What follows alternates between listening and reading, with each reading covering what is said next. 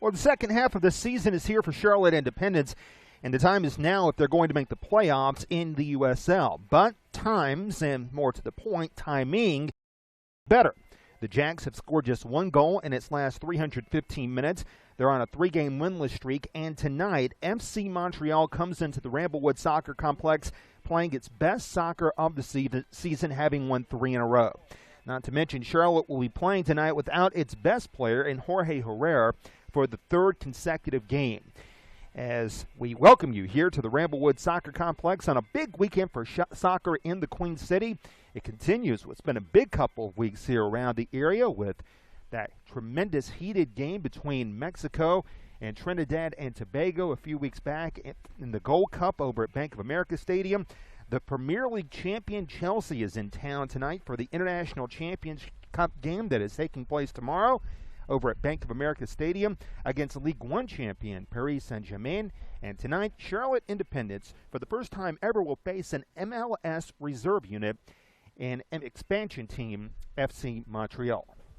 And good evening here from the Ramblewood Soccer Complex. I'm Jeff Hamlin, our director Ryan Brown. As you take a look at the Mech Deck, Jack's Militia standing out in the distance, gearing up for another home game, the 4th home game here at Ramblewood Soccer Complex as Charlotte gets ready to go up against a Montreal team that is playing very, very well as of late. They have won 3 in a row, have FC Montreal, a franchise that started last September, in fact, when the Montreal Impact announced that they would field a reserve team in USL. They became the 4th MLS-owned team to join USL for this season, joining Real Salt Lake, the Portland Timbers, and the Seattle Sounders. Los Angeles Galaxy, too, of course, competed last season in the USL. The New York Red Bulls and Toronto FC eventually would field USL reserve teams as well, and it looks like that's going to become the theme over the next couple of years here. Already, Orlando City has announced that they will do the same thing next year and end its affiliation with the Charleston Battery. And, of course, if you've been paying attention to USL news over the last couple of weeks, you understand that the Rio Grande Valley was the latest expansion team that was added to USL, and they will come into effect starting up next season for 2016. There's going to be some changes tonight here for the starting lineup for Independence. As we told you, Jorge Herrera is out of the lineup. He will miss his 3rd consecutive game here tonight because of a calf injury he suffered warming up 2 weeks ago in Charlotte's game against Louisville City. So without their leading scorer, Charlotte will put in Danny Jackson, who will make his first career start tonight for Independence. In net will be Matt Lamson for the 4th consecutive game. Lamson got the start as he continues his loan from Columbus Crew SC of MLS. Lamson was tremendous last week in the scoreless tie against the Rochester Rhinos up in upstate New York. On defense, Meshach Jerome returns to duty for Independence tonight after missing the last month of action because of duty. He was with Haiti in the Gold Cup and really performed very well. In fact, if you were watching Haiti's game against the United States just 2 weeks ago, you saw Meshach in action as he had a free kick from about 25 yards away 10 minutes into that game with the Americans, and it just skipped off the crossbar. Meshach nearly scored against the Americans, and turned out the Haitians would be shut out by the U.S. So it will be Jerome back in his center back spot, and there are some changes on the defensive line tonight for Independence. Ben Noonan, a regular starter, and it will be Belial Duckett in there, and Raphael Cox is getting the start tonight. So you'll notice that there is no Patrick Slogic in the lineup tonight for Independence. He will miss his first game of the season. Coaching staff just said that they wanted to give Slogic a rest coming into this game. Patrick had played 1,161 minutes on the season. Thus, they wanted to give him a rest to gear up for the stretch run. The midfielders will be Andrew Ribeiro. He will continue to play. Ribeiro has played in every game thus far this season for Independence. The other midfielders will be the Martinez brothers, Alex Martinez and Enzo Martinez. And also getting the start tonight, Paulo De Piccolo. Two forwards tonight. We mentioned Danny Jackson getting the start at one forward, and Thomas Zahorski is back from a knee injury suffered just before the St. Louis FC game. Zahorski getting the start at the other forward position. Meanwhile, for FC Montreal, as you see the procession going down below us, they will start David Paulmine tonight in net. On defense will be Jean-Luc Charbonneau and Jim Jeffard. Malay Tenguin, who also leads the team in minutes, he will be on the defensive line tonight, and John Dakota comes in. He will be the fourth man on the defensive line. It will be a 4-3-3 lineup for FC Montreal, looking for its fourth consecutive victory. Marstak Keshar will start at one midfield position. The other will be Marco Dominguez, and Zachariah Masudi will start at the other midfielder position. And the forwards, Victor Diaz starts at one forward. Another forward, Alexander Rigi, and Fabio Morelli will start in the third forward position tonight for FC Montreal, a team that really had a terrible start to begin the season, but they have come up strong over the last few weeks. They've won 3 in a row, their longest winning streak. They started that winning streak with a 4-2 win over Pittsburgh on July 12th, which ended an 8-game winless streak. FC Montreal opened the season with losses in 7 of its first 8 games. Its only win during that span came on May 14th when they defeated Charleston 1-0 for its first win and its first clean sheet. We mentioned they had 8 consecutive losses or ties after that, and then this 3-game winning streak, which continued earlier this week when they defeated their rival Toronto FC 2 in Toronto 1-0. Zachariah Masudi wound up scoring the game-winning goal in that one for FC Montreal. And it's not beyond the realm of possibility that Montreal could wind up making the playoffs. Right now, they're only 3 games back of Charlotte for 10th place in the Eastern Conference. Charlotte coming into this game with 17 points, Montreal with 14 points.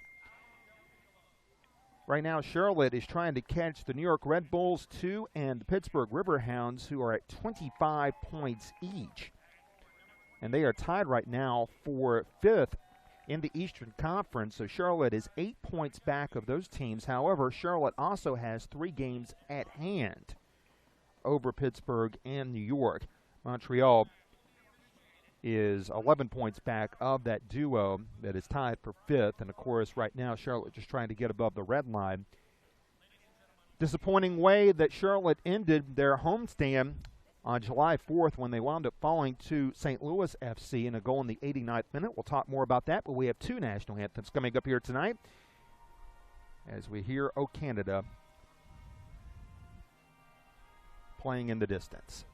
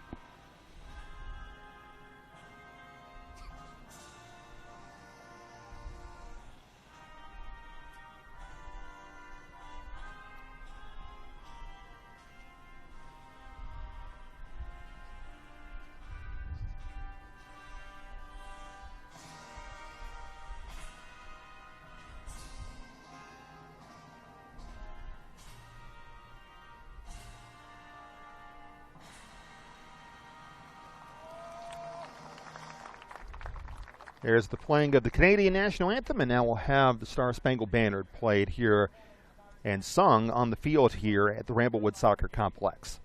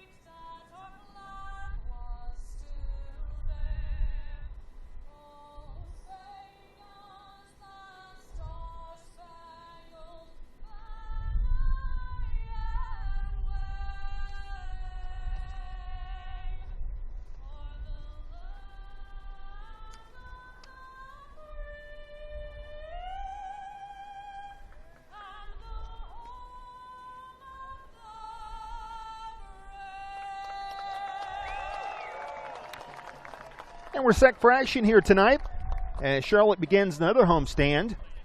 Coming off the disappointing way the homestand ended after the goal in the 89th minute by St. Louis FC back on July the 4th. And since then, Charlotte has been trying to find its footing. They have not scored since the second half of that game against St. Louis FC. They've scored one goal in its last 315 minutes of action, going back to the 90th minute of the game against the Charleston Battery that opened the Ramblewood Soccer Complex back on June 20th. That was scored by Tomasz Zahorski, who's back in the lineup here tonight. That was, of course, the game winner.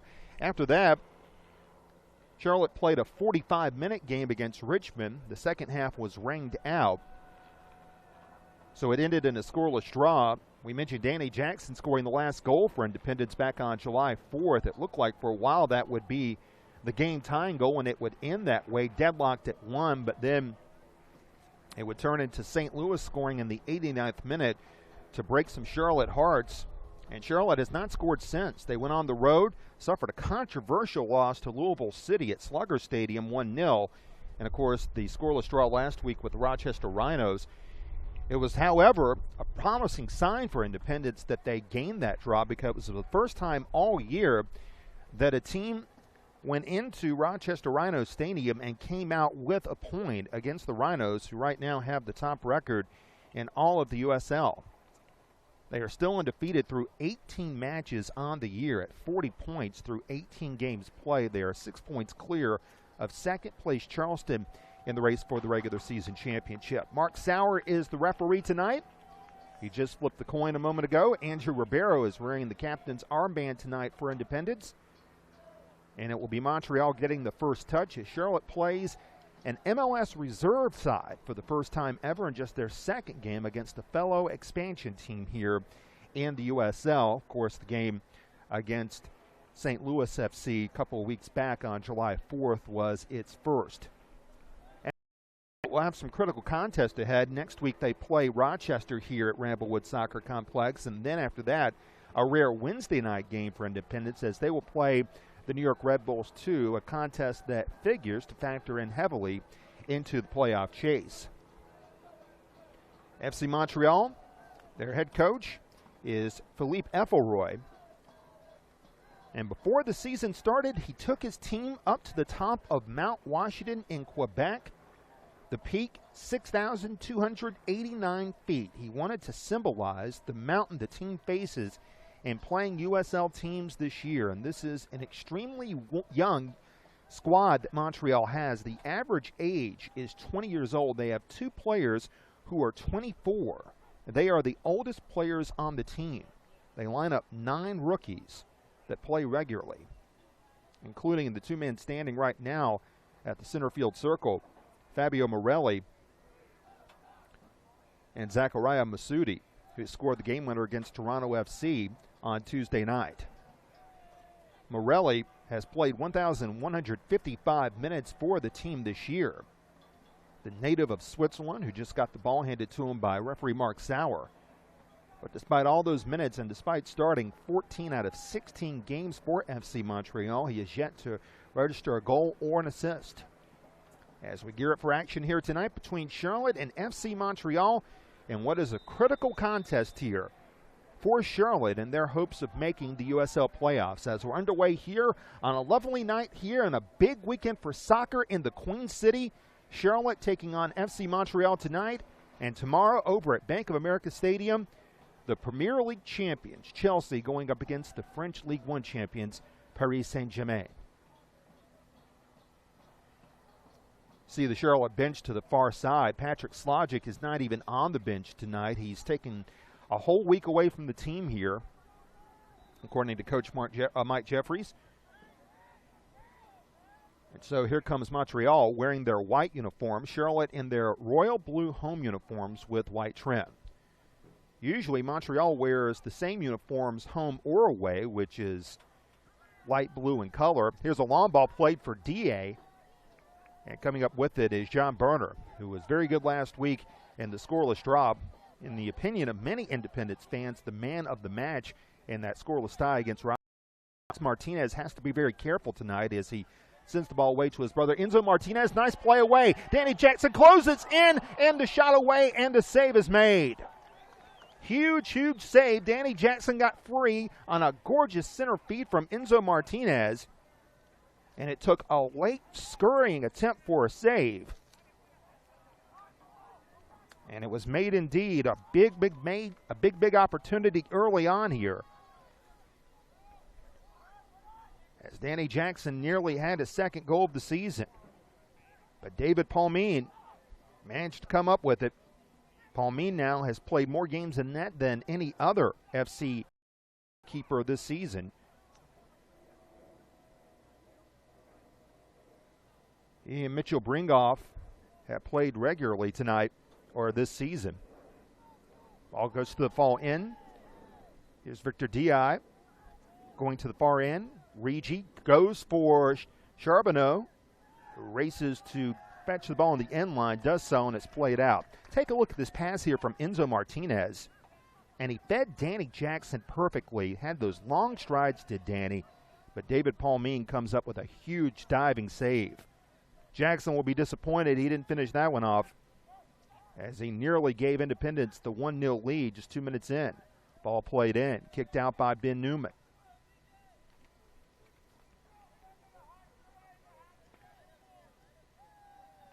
That time it was Bilal Duckett, as Jack's Militia makes some noise in the mech deck. And starting to fill up a little bit more here. Charbonneau comes to the near side. And the man who has played more minutes than anyone on the FC Montreal roster, Mele Temgia, native of Germany, sends it to the far side. He's playing center back tonight. Alex Martinez has 4 yellow cards coming into this game. Of course, Charlotte wants him for Rochester next week, but if he picks up a yellow here tonight, he'll be suspended for that game. Zahorski battles with Temgia, and he forces a turnover. Charlotte possession. Speaking of yellow cards, Temgia also with 4. He would pick up a suspension if he picks up a yellow here tonight. Back the other way, Masudi racing back here. Plays it to the right. Victor Di now on the edge of the box, looking to move in against Cox.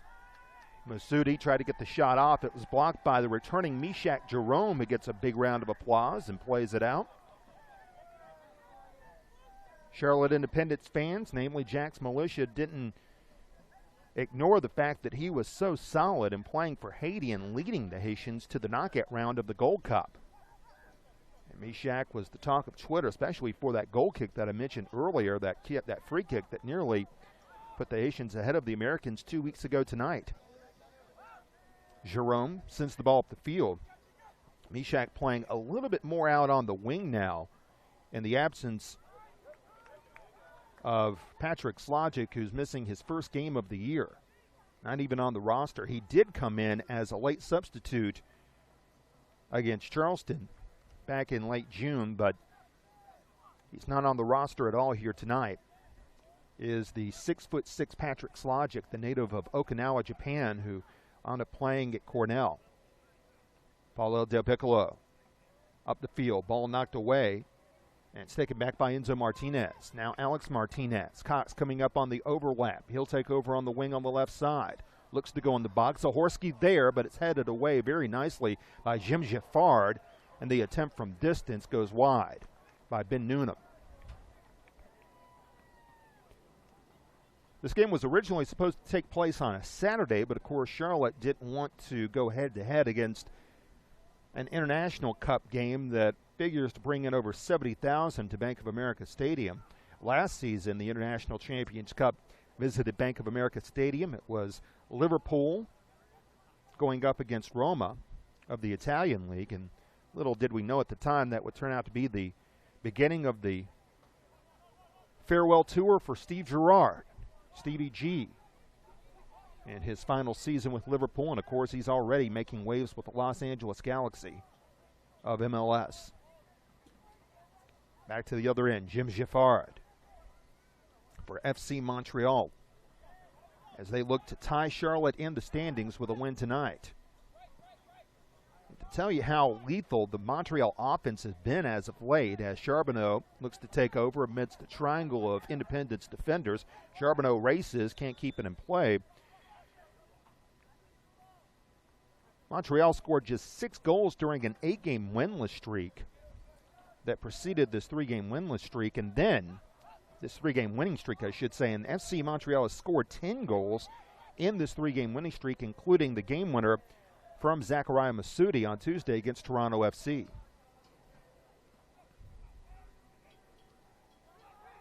Almost had some roller derby take place just a moment ago. We'll talk about that in just a second, as Raphael Cox, for those who watched roller derby, almost went right over the railing. Looked like one of the old Los Angeles Thunderbirds in the 1970s. You know how you really can tell if you're old nowadays? You make roller derby references from the 1970s featuring the Los Angeles Thunderbirds. That's how you can tell you're getting too old. Regardless, Belial Duckett to Meshach Jerome, now Raphael Cox. And his pass is intercepted by Massa Kasher. DI plays it ahead. Kasher lost it. Zahorsky is there. Tries to flip it over to Enzo Martinez, who collects.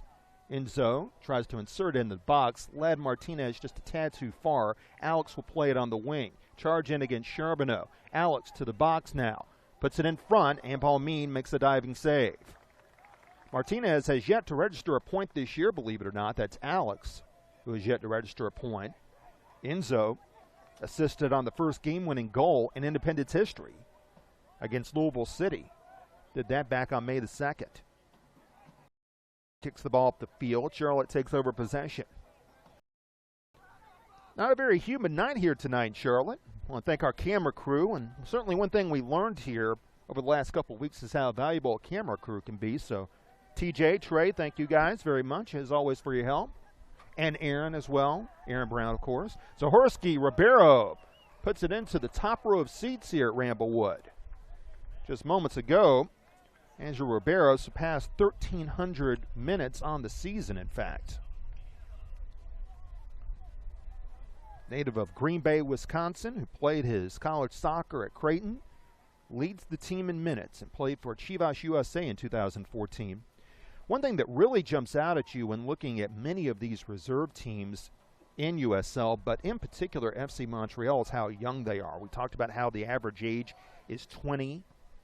And unlike Richmond or Charleston or so many other teams that Charlotte has played throughout the course of the season, this is not a team that has had a lot of traveling professionals that has played around the globe or in the NASL or with other teams in the USL. A lot of these players were signed 3-4 years ago by the Montreal Impact Academy and have just stayed with the team. And when it was announced that they would, as Charbonneau puts one in the box, Duckett headed it out. Offside was going to be called anyway, as DI got ahead of a step. These players have been trained by Montreal, and they took their lumps early, certainly at the beginning of the year, going winless for as long as they did. But now they're starting to see the light at the end of the tunnel here, and it may just lead them to the playoffs, if not further up the standings. Well, there's a fan that certainly could be much more into the contest. This is the opposite of what it was like in Atlanta on Thursday night. I think it's fair to say that. You had pyro, you had ballyhoo in Atlanta, and all sorts of stuff happening. And, well, Charlotte, that's what you get so far here tonight. But it may not stay that way for long. We'll just see.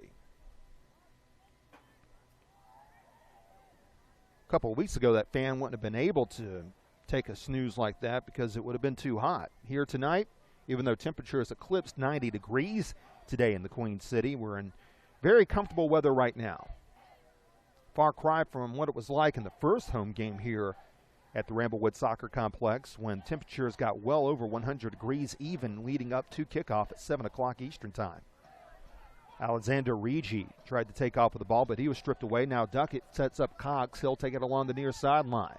Once again, he works against Charbonneau. Plays it back for Mishak. He's operating more as a wing here tonight. Nice touch by Del Piccolo. Enzo now.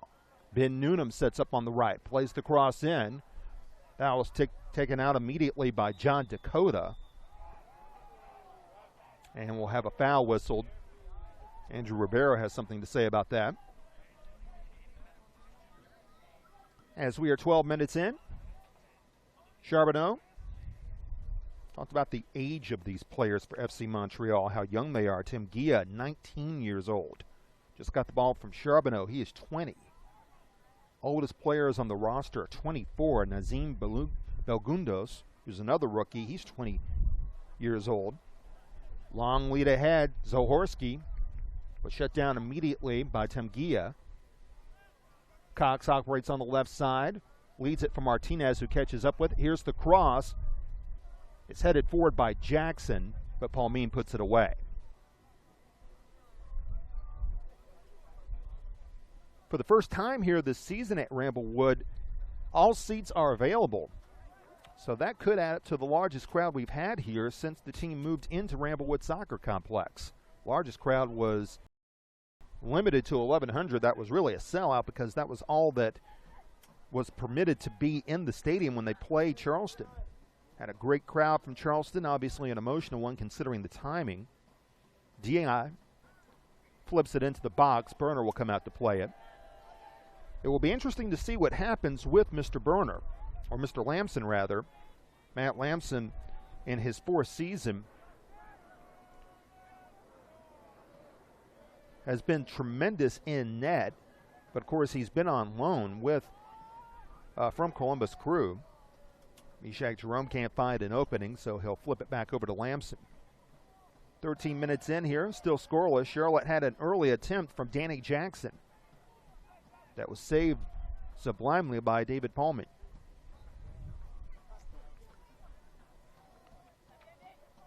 DI will come away and take away this goal kick. Charbonneau looks back. Meli Temgia, who spent 4 years with the Impact Academy, the native of Germany, who is a rookie. Way to Jim Giffard. Then the pressure supplied by Newnham almost forces a turnover. Zohorski. Giffard will look for a way out. Jackson pressuring. And now the takeaway. Del Piccolo. Zohorski, quick touch ahead. Enzo Martinez trots forward, looking in the box, trying to catch up with it. Del Piccolo searching for his first goal. Ribeiro continues to apply the pressure. Here's Cox, corkscrewing, trying to shade DI. Alex Martinez in search for his first point of the season. Del Piccolo on the wing. And his cross was deflected by Charbonneau. Kisher deflects it. Jerome in a battle with Fabio Morelli. And a good win by Jerome. The Haitian had a solid second touch there, perhaps too hard. That resulted in a turnover. And here's DI back the other way. Long lead pass as he was looking for Rigi on the outside. And out of the net will come Matt Lamson, the native of Cleveland, Tennessee. It's one of the first towns you run into if you go from Asheville into the Tennessee border. Here's Alex Martinez on the left. Quick touch supplied by Enzo to his older brother. Back the other way comes Ribeiro. Andrew goes down the far sideline. tries to elude Rigi. Noonan sets it up for Jackson. One touch ahead, taken away. Nicely done by Marco Dominguez, number 50 for Montreal. Del Piccolo. Zigzag move into the box. Martinez had a shot deflected. Tim Gia goes up in the air. Bicycle kick. Oh, the opportunity was saved. Golden opportunity by Zahorski. It would have made the highlight reels. Paul Mean made a great save. Martinez applies the pressure, and we'll have our first corner of the night. A golden opportunity at what could have been the goal of the year there by Tomasz Zahorski. Here's another look at it. The bicycle attempt. And Paul Mean looked like he got his right paw on it. He did. Zahorski with a bicycle attempt. You try it over and over again on FIFA 15, and it never works until opportunities like that, and it takes a golden save by David Paul Mean to nullify Zahorski of his second goal in USL play. What an attempt by Zahorski. Martinez replacing Herrera on corner duties tonight, sent it into the box. It led to nothing. Del Piccolo retains possession for the Jacks. Here's Enzo, and he puts it out of play. My, what an opportunity that was for Zahorski, though. It was a light deflection. Credit Del Piccolo for keeping that possession alive. So two great opportunities early. David Paul Mean has come up with saves on both of them. Charlotte needs goals, as if I need to tell you. Not just for the sake of winning games, but for the fact that they have sunk now to the bottom of the league standings when it comes to goals. They've put up now 15 in 15 games. That's 22nd among 24 teams in USL. Montreal, after that drought to start the season, has come alive in this 3-game winning streak, and they've got now 19 goals. That's 20th in USL. But just a few games ago, before this 3-game winning streak, as down and the foul called against Marco Dominguez, before this winning streak started, they were dead last in the league in goals. So Martinez draws the foul there, tying up his shoelace. Independence has put on the pressure here. First, it was Danny Jackson nearly scoring in the second minute. And here's a look at Aaron's camera here. You can see that Zahorski struck that just about perfectly, but Paul Mean had great reflexes, and he wound up making a big save. I would have brought the house down here at Ramblewood. Takeaway by Tim Gia on the other end. He'll look down the field. Fabio Morelli. Dominguez. Some open space. Zahorski tries to ruin that. Dakota away to Jim Giffard. All of these players are Quebec natives here, or at least they moved to Quebec very early in their lives. So these are homegrown talent. Long lead pass ahead. Martinez. Enzo is onside. Martinez! And another great save once again by Paul Mean. 3 golden opportunities, and Paul Mean wound up nullifying Enzo Martinez on the breakaway. Back comes Montreal on the counter. Di leaves it ahead. Masudi looking for his second goal this week. And Lampson manages to dive on it. Well, it's been an end-to-end affair. And Enzo Martinez almost had a breakaway attempt. In fact, it was a breakaway attempt. Let's not mince words. And David Paul Mean has been the man of the match almost 20 minutes in here for FC Montreal. So we remain scoreless. What a fantastic save by Paul Mean. Martinez had the right touch. He just didn't launch it in the right spot. If he had launched it just a tad bit earlier, chances are it'd be 1-0. You couldn't ask for 3 better opportunities early on for Charlotte, and they've still not managed to cash any of them in. Far sideline, Ben Noonan will try to run that ball down, but Dakota shuts him off. It'll be a Montreal throw. It was Alex Martinez with a golden setup that Enzo Martinez managed to beat the back line, the center backs down. One thing you can say for Charlotte so far is that Enzo Martinez and Danny Jackson have shredded that center back tandem of Meli Temgia and Meli Temgia and Jim Giffard. pretty thoroughly thus far. Jackson had a chance in the second minute, the bicycle opportunity by Zahorski, and then this opportunity here from Enzo Martinez. And look at the setup by Alex here. Oh, it was perfectly timed. He managed to beat Temgia. Just too hard of a second touch there by Enzo. And Palmin, as you can see, nicked it with his left knee. So we remain scoreless, 20 minutes in now. Charbonneau down to the right, wearing number 66, headed away by Alex Martinez. Zahorski's touch eluded Enzo Martinez. Noonan is there. Bilal Duckett. Mishak Jerome back in the starting lineup. In fact, Mishak playing for the first time since the win over Pittsburgh. That was the last game that Charlotte played over at Eagle Field in Winthrop. After that, Haitian duties called, and the goal more to the point for Mishak Jerome. And boy, did he play well. Started all the games. And talk about USL success stories in the Gold Cup. I hate to bring up bad memories for the Americans, but how about Ryan Thompson of the Pittsburgh Riverhounds? He will be in net on Sunday to face Mexico for Jamaica after leading the Jamaicans to a stunning 2-1 victory over the Americans. Took over during the pool stage of the Gold Cup, and my, has he come up big. And Pittsburgh goalkeeping, frankly, has not been the same since then. Since Ryan wound up leaving, of course, he's been gone for about 6 weeks.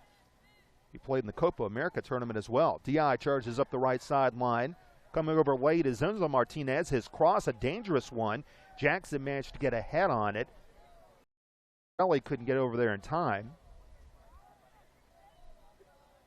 To the far end, Danny Jackson plays for it, but Alessandro Rigi gets over there to beat him to the ball. Rigi, with Jackson still defending him on the way, will fire, and he'll go wide left. Alessandro Rigi looking for his 6th goal. He's the leading scorer on FC Montreal, and he does have professional experience, unlike many of his teammates. Spent several years playing professionally in Portugal with Atletico SC, that's in Portugal's 2nd division. Alex Martinez, another fine lead pass. Referee's flag stayed down to the far side. That time it was a touch too hard for Zahorski. So we remain scoreless here.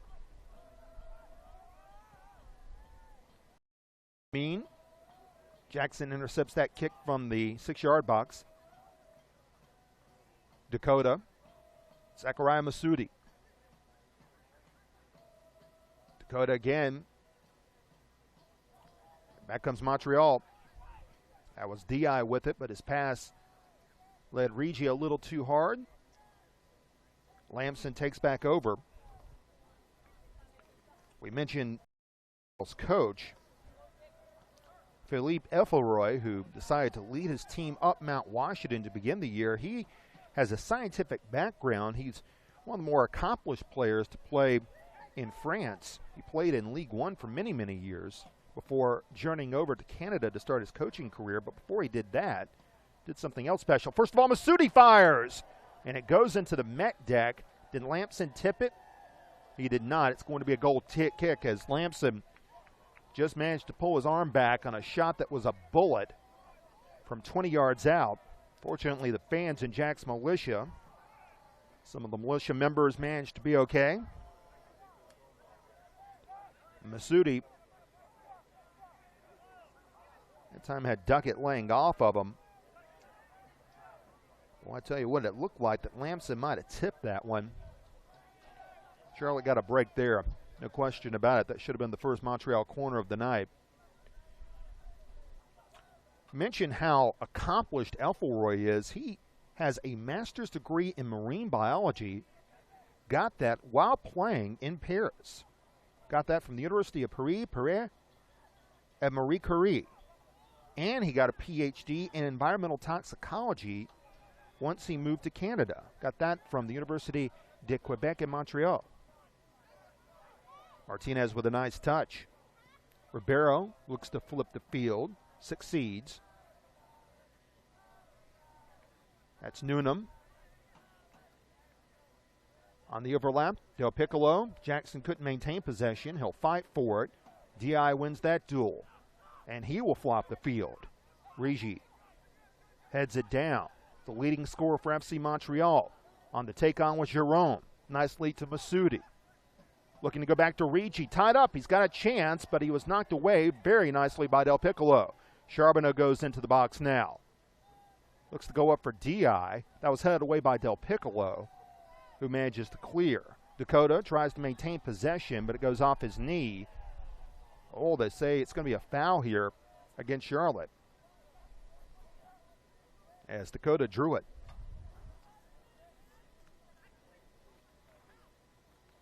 So it's going to be a free kick here for FC Montreal. John Dakota, a native of Geneva, Switzerland, moved to Quebec when he was 7 years old. His parents were raised in the Congo. So I had to call Quebec home at a young age, and now here he is playing for FC Montreal, one of the eldermost members of the team at 24. Charbonneau. The story of the game thus far, 3 golden opportunities for Charlotte in the first 20 minutes, all of which were saved by FC Montreal's David Palmine. All of them would have been highlight reel goals, none more so than the bicycle opportunity from Tomasz Zahorski, but it was a highlight reel save by Palmine that certainly will get consideration for the save of the week when it comes to the USL. Look for that next week on the USL website. That's uslsoccer.com. You can also find it on Twitter. Del Piccolo, the cross. Alex Martinez already racing for it as he realized it was going to be overshot. Comes down with it now. Charges in on Charbonneau. And Charbonneau has to concede a corner. It'll be the second of the night for Independence. Again, Alex not being as vociferous tonight as he has been over the last few weeks in the road trips to Louisville City and Rochester. He knows that one more suspension or one more yellow card will lead to a suspension, a one-game suspension for yellow card accumulation. And Charlotte desperately needs him next week against Rochester. The cross by Martinez is headed out, done so by Victor Diab. Masudi can't keep it in bounds. Before FC Montreal started back in September, the Montreal Impact, just before they jumped to MLS, was a force in USL, winning the USL Championship in 1999 as Masudi called for a rather blatant foul there that may result in a card. Let's see. Got his forearm up as Martinez went down very close to the railing here at Ramblewood Soccer Complex. We'll get another look at this. Got that forearm and his knee up as Martinez went down. Masudi with only one yellow this year, getting a long lecture now, but no card. You have to think that might be his final caution, however. If you just tuned in, just joined us here live on YouTube, Charlotte playing without Jorge Herrera for the third straight game tonight. Jorge out for this game because of an injured calf that he suffered in workouts leading into the Louisville City game. The cross put in by Enzo Martinez. That was headed out nicely by Tamgia. Rafael Cox there. Here's Jerome going far sideline. Newnham chest it down. Here's Alex Martinez, edge of the box. Broken up very nicely there by Jaffard and up the field. That was Belial Duckett who managed to win possession once again for Independence. Montreal Impact was a force in USL before they decided to make the jump up to MLS. And, of course, if you paid attention to the CONCACAF Champions League from this past year, Montreal really was one of the great stories in all of sports as that lead pass went too far from Del Piccolo. Even though Montreal finished dead last year in the MLS's Eastern Conference, they had an incredible run in the CONCACAF Champions League that resulted in a sellout crowd at Olympic Stadium, which saw them eventually lose to champion Club America. Nice touch. Here comes Danny Jackson charging in. He shoots. He scores. All set up once again by Enzo Martinez. Jackson doesn't miss that time. White Whale, Holy Grail, Independence with the lead.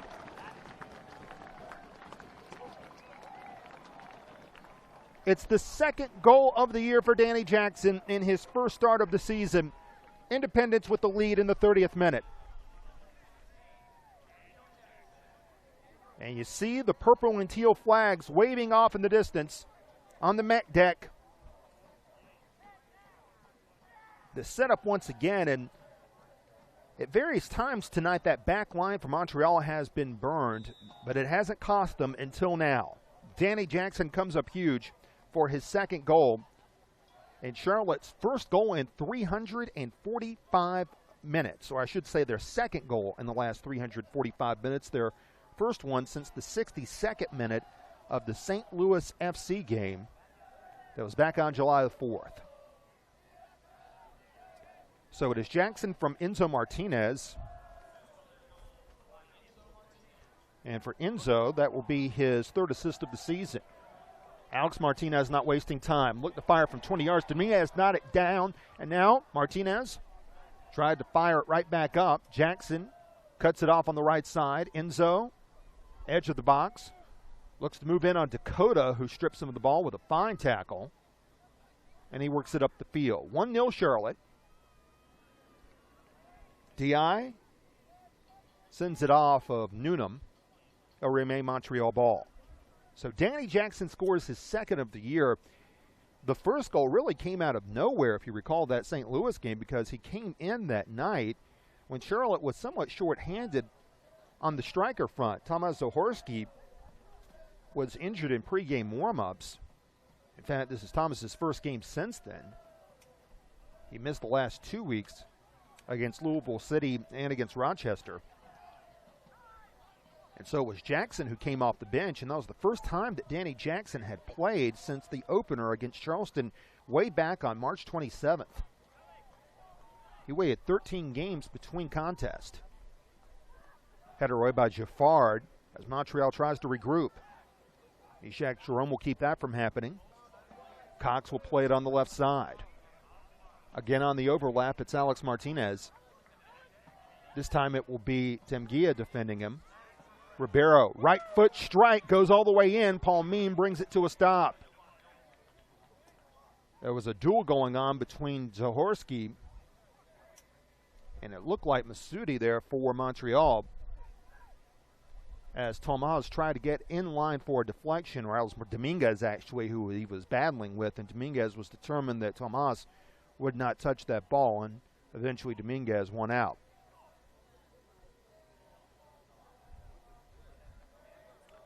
We'll get a look at that once again here. Zahorski did in fact trip him and walked all over him, but everyone was so focused on the shot that it didn't warrant a booking. Ball poked away by Ribeiro as Charlotte. And a critical game here, and this is a critical stretch of the season for this team. Of course, they're playing a team in FC Montreal that coming into this week was dead last in points in USL. That has since changed after their win over Toronto. Cox with a fine cutoff of the pass that was intended for Alexandro Rigi, and Raphael will bring it up the near sideline. The former draft pick of the Colorado Rapids. Fancy footwork on the left side, trying to move past Charbonneau. Zahorski now. Nicely done. Del Piccolo to Enzo. Enzo with a light touch. Oh, nicely done by Jackson. Look for Martinez once again, who tried to return fire. That was ill-advised. Duckett will run up. And even without Patrick Slogic, it's remarkable how Charlotte's back line looks so composed, even without the player that's played almost as many minutes as anyone on the team. Martinez now tries to flip it over for Del Piccolo, who regains control, turns and fires, save made, rebounds, Zahorski put in the bleachers. Tomas had a golden opportunity for his second goal in USL action. He had a wide open net. He just hit it too hard on the volley. That's 2 attempts for Zahorski. We'll get a look at it here. Del Piccolo deserves the credit here for the turn and the fire. Palmine makes a great save, and then the volley off the line drive, and it went right to the top of the bleachers here at Ramblewood. So we remain. A fine crowd has gathered here on a beautiful evening where the Humidity is light. The temperature is not oppressive. It's very, very pleasant here this evening watching this game as the sun has gone down to the far end of the stadium, and we're happy you're with us live here on YouTube as Charlotte looks for its 5th win of the season against another team looking for its 5th win of the year. Zahorski again looks to operate on the left side. Martinez controlling against 2 now. Tim Gia nipped it away. Zahorski regains control, and his pass is intercepted. That was Kasher who took it away. Fabio Morelli now looks to flop the field. DI running hard. Newnham will have a better angle at the ball, and he'll let it go over the sideline. Danny Jackson scored in the 30th minute for Charlotte. His 2nd goal in as many home games for Independence. Turnover forced by Montreal there as Duckett sent it over the touchline. That's where you see the makeshift press area. Ball goes over the sideline and out of play. Montreal player is appealing for a corner, but nothing doing. We talked about, there it is. That's our press area there, and pretty soon there'll be an even better press area. All things come with time. All good things, at least. And some bad things as well. As Hulk Hogan will now attribute that. But enough about that. Here's Charbonneau as Martinez was pushed out of the way by Kasher. Jack's Militia wanted to foul, nothing doing. And now Martinez turns the ball away from Charbonneau.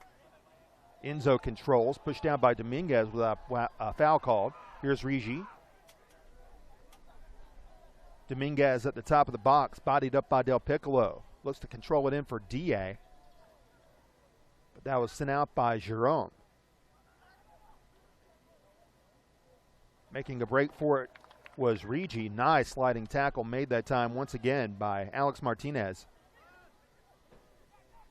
Here's Ribeiro, who's gotten a haircut since we last saw him. Nice touch made there by Cox. Charlotte in control once again. They've had some very fluid offensive movement tonight. Del Piccolo opts to go right. Newnham will charge in. He'll put it in the box, gets through to Zahorski. Can he get a second touch and make the turn? He can't. Dominguez sent it out of the box. Del Piccolo moves to the left, got a Montreal player down. Martinez fires, and Palmine, who's been busy tonight, makes another save. Montreal player who was injured goes back down to the ground now, as Palmine, realizing that, sends it to the turf, and that is Masta Kasher, who made his pro debut in FC Montreal's first ever game back on March 28th, a 2-0 loss to Toronto FC2. Played for the Montreal Impact under-23 squad last season, did Kasher, and is making his 4th straight start.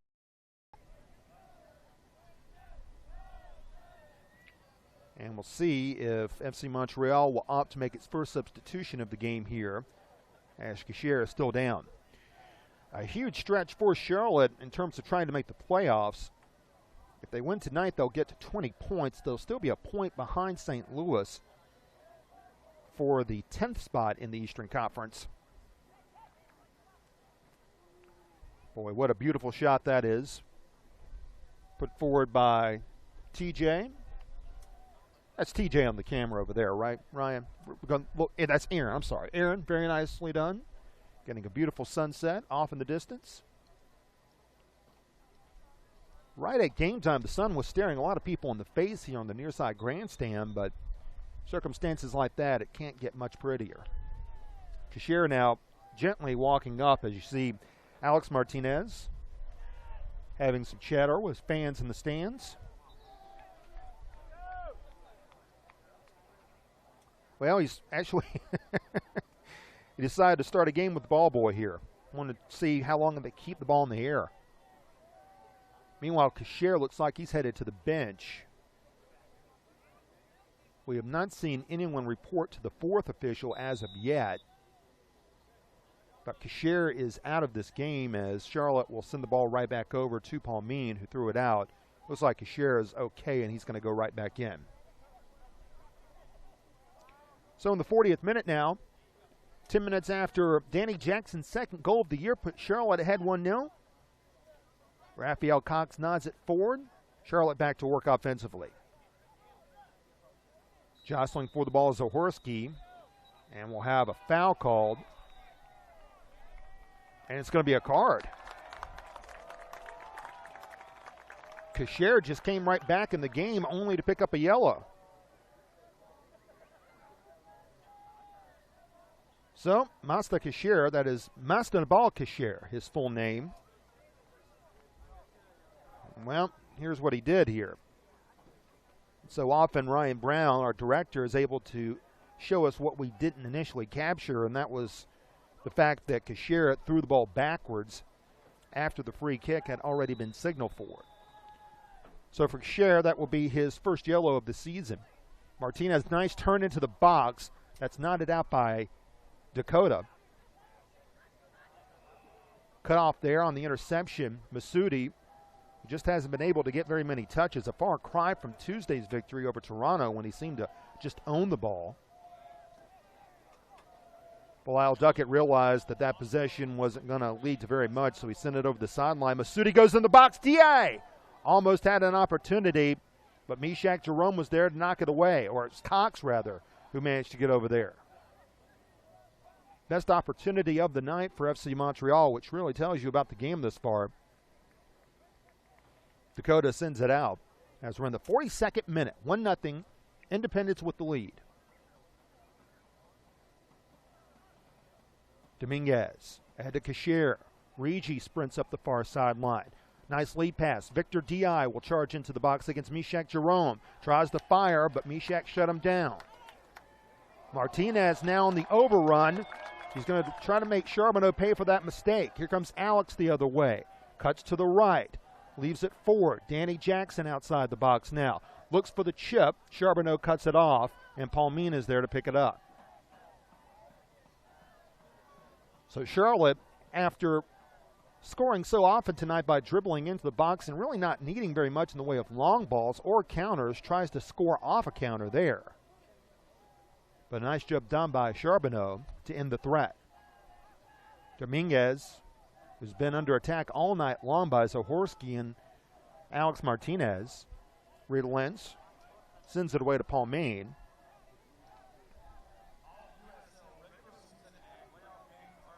In the 43rd minute now. Next week we'll be right back here at Ramblewood Soccer Complex for the top team in the league. The Rochester Rhinos will make their only trip to Charlotte next week, and we'll have that game for you as we start the month of August. Already there. Kasher back the other way. Here's Charbonneau out to the right. Got it from D.I. Looks to play it for Rigi, but that's headed out by Ribeiro. Now Enzo Martinez comes in, and Dominguez fouled him. We have other USL games, of course, coming up as we enter the weekend. As we'll see the foul here, courtesy of our director, Ryan Brown. Dominguez got his spikes up a little bit higher than he should have. Of course, a big weekend in Charlotte when it comes to soccer, concluding what's been really a big last couple of weeks after the Gold Cup came here in front of a sold-out crowd at Bank of America Stadium in that thrilling 4-4 game between Mexico and Trinidad and Tobago. The game-tying goal in that one from the Trinidad team in the death. Foul will be called on Ben Noonan to the far end of the field. And the player who was fouled, Alexandro Rigi, remains down.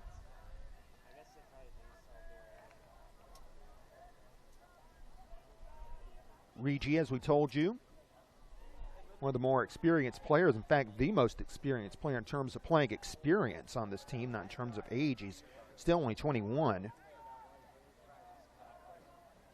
Noonan managed to get over there with Enzo Martinez, and both of them got a piece of him. Noonan was hit with a foul. Rigi scored in the 87th minute on July 15th against St. Louis FC.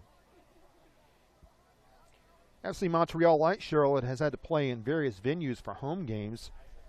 At times they play in Saputo Stadium, which is also the home field for the Montreal Impact of MLS, but other times they'll play on the Saputo Stadium turf field, as they call it, which is just outside of Olympic Stadium. One game this year played in Olympic Stadium for FC Montreal as well when they played Toronto FC. Dominguez Passes to the right. Charbonneau will look to keep it in play and does. Now Alex Martinez bodies up against him and takes it right away. Well, that's the veteran Alex Martinez at work right there, going up against a rookie. Alex, not exactly a rugged veteran himself. He's only in his second professional season. A wealth of experience at 23. The native of Uruguay, who played at NC State and Raleigh collegiately, had a bit of a sibling rivalry with his brother. Of course, Enzo Martinez played at UNC, and you can only imagine the words the two may have had, considering the rivalry between those two. Ribeiro controls as we enter added time here tonight in Charlotte. Long pass ahead, and Duckett kneels over, realizing the touch was a tad bit much for Danny Jackson, who was looking for a brace. Kishera have 2 minutes of added time here. Enzo Martinez with the takeaway. Zahorski looks to the left. Thought about Alex Martinez for a moment, thought better of it. Instead, Ribeiro. At midfield, he waits. Soft touch. It is Cox playing it to Alex Martinez. You got 3 players now on Alex before he even touches the ball. Martinez was barreled over by Charbonneau, and Alex can't believe a foul wasn't called. And the ball goes out of play. Almost struck the ball boy in the head who didn't see it coming. In our second minute of added time now, here's Cox. Look to go in the box. Dominguez pressures him forward, and Dominguez kicks it over the sideline. Charlotte trying to add one here. Here's Cox. Del Piccolo stays on his feet, puts it in, sails over Zahorski's head. Noonan relents. That ball is headed out by Giffard. Here's Rigi back. Long lead pass cut up by Duckett. Realized that man was coming up on the outside. Here's Enzo Martinez. Noonan now puts it in the box. Zahorski with a race, but Palmine manages to get over there to tuck it away. And that should just about do it here once Palmine puts boot to ball. For the first half, there's the kick. And there's the first half of play. Alex Martinez was upset that he did not get a foul call. That could have led to the second Charlotte goal of the half before the first half whistle there.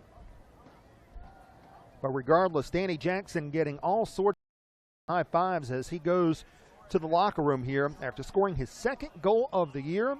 And Charlotte Independence holds a 1-0 lead over FC Montreal as we have reached halftime here tonight on a lovely evening for soccer at the Ramblewood Soccer Complex. The goal coming in the 30th minute as Charlotte finally managed to cash in off a trio of opportunities that they had to get one past David Palmine, who was really excellent overall in the 45 minutes of play that we've seen thus far here tonight in the Queen City. Palmine nullified Danny Jackson on a golden first opportunity 2 minutes into the game. And then Tomas Zahorski's bicycle kick was just slapped away with the right hand by Palmine later on. And ultimately Enzo Martinez was ahead of a as he would search for his second goal of the season and his first since early April, but that also was turned away by Palmine. Regardless, Charlotte, though, managed to get one from Danny Jackson, and Independence holds a 1-0 lead over FC Montreal because of this strike, the second of the year for Danny Jackson. And Charlotte Independence will try for its 5th win of the season. All of them have been at home. Will this one come at home? We'll find out as we go to halftime. Independence 1, FC Montreal 0. We'll take a break, come back in about 10 minutes. Stay with us here live on YouTube.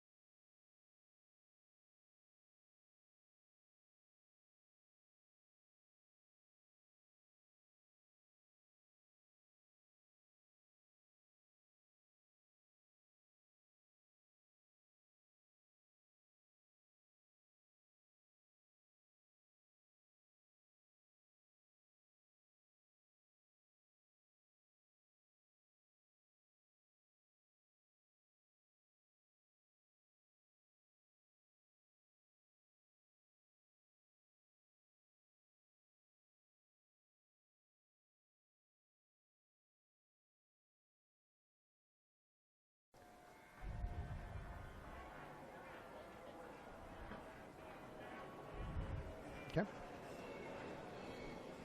Ramblewood Soccer Complex, the scene here tonight as Charlotte Independence looks for its 5th win of the year.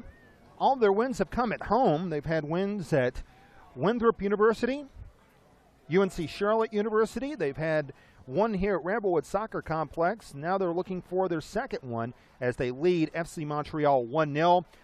On the strength of a goal we'll show you a little bit later on here from Danny Jackson. In fact, Danny Jackson had a golden opportunity to score in the 2nd minute of this game. As you see, those long strides pulled him forward, but the goalkeeper, David Palmine, made a fantastic save there. And then Thomas Zahorski had a chance to bicycle one home. Looked like the ball caught him on the shin as opposed to the boot, and Palmine, regardless, made a fantastic save. Enzo Martinez, his own opportunity. This was the 3rd opportunity, and this was set up by Enzo's brother, Alex Martinez. As Enzo charged in, and Palmine managed to get it with his knee, his left knee. Montreal had a couple of opportunities, both of which wound up missing Matt Lamson, the Charlotte goalkeeper. That one by Rigi missed wide, and then Zachariah Masudi with the chance here, put on right over the crossbar, and it wound up going into the Met deck. And here was the goal by Danny Jackson that put Charlotte ahead in the 30th minute as he collected one from Enzo Martinez. For Jackson, his 2nd of the year, his 2nd in as many home games. Enzo Martinez earns the assist, and Charlotte, because of that tally, wound up leading 1-0. Paulo Del Piccolo turned a shot here, and then Thomas Zahorski nearly scored on the volley, but as you can see, he blasted it right into the top row bleachers, and thus that opportunity fell short. And so Charlotte, despite numerous opportunities, still leads 1-0. Stats in the first half, it was a busy half to say the least for David Palmine. He had to make 6 saves, 7 shots on net by Charlotte. Montreal had none.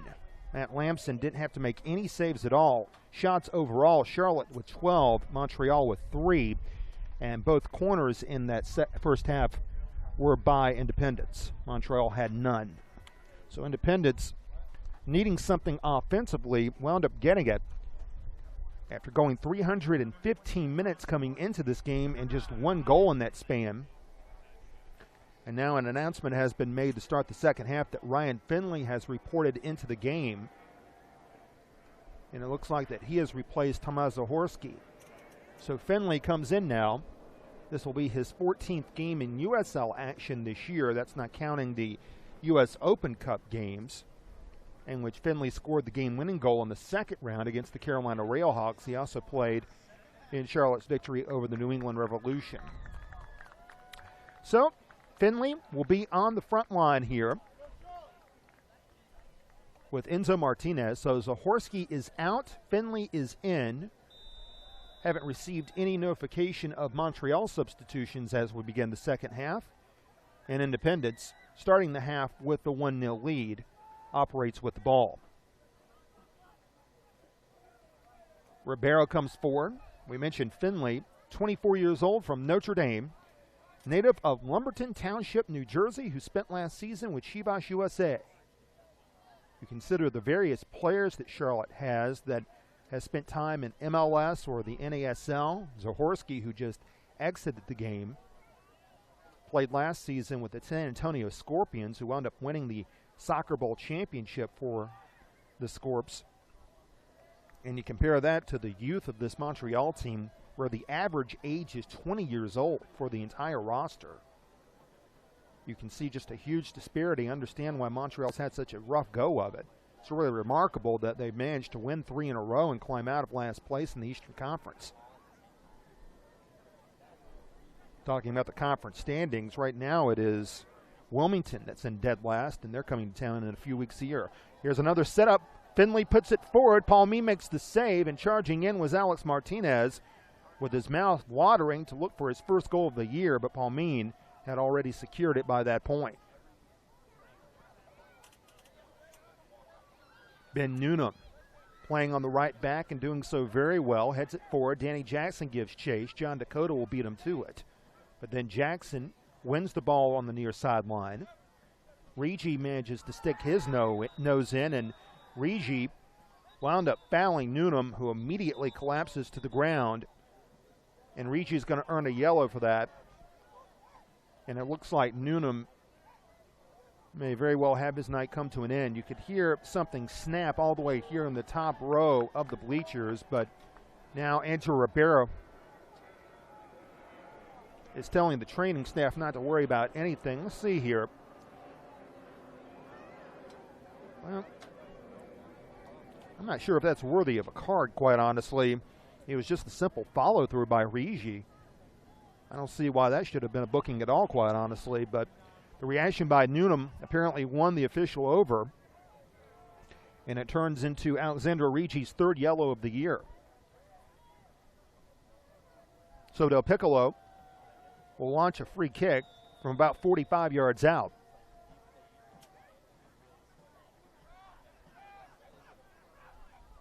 Saw Aaron Kennedy had a chance to look at that. He's our cameraman down to the right side. He might have had a better angle. We'll take a look at it in just a moment. First of all, Newnham chips it forward, and Ben's now running just fine now. Here's Del Piccolo. Nice between a double team that was set up by Dakota and Masudi, and he manages to send that one off Jaffard. Well, as we get another look at this here, Ryan Brown, our director, tells us that his studs, Rigi studs, were a little bit up as he came right down on the boot. So you can see, and that was pretty close as the ball goes high in the air. Palmine has it go off the crossbar, headed forward, and the save is made. Enzo Martinez was bidding for the goal, as that was an awkward air ball that came down, and Palmine had it strike the crossbar. And the strike by Enzo with his noggin wasn't quite hard enough to earn his second goal of the year. Yet another save by Palmine. He's had to face all sorts of stuff coming his way here tonight. Cacher wins the ball away, taking down Ribeiro in the process. Now comes Montreal. Ribeiro tries to supply pressure, does so, and wins the ball out to the far sideline. So Montreal did not get a shot on net in the first half. Charlotte wound up with 7 overall.